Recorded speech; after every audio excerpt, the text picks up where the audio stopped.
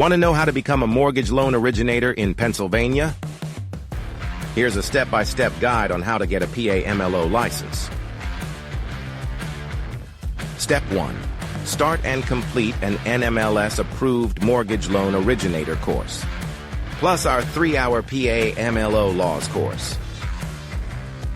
You'll also need your NMLS ID number, which we can help you obtain as part of our registration process. Step 2. Pass the NMLS exam. Step 3. Submit your MLO application on the nationwide multi-state licensing system and registry website. Finally, you can start working independently for a mortgage broker or mortgage banker originating residential loans.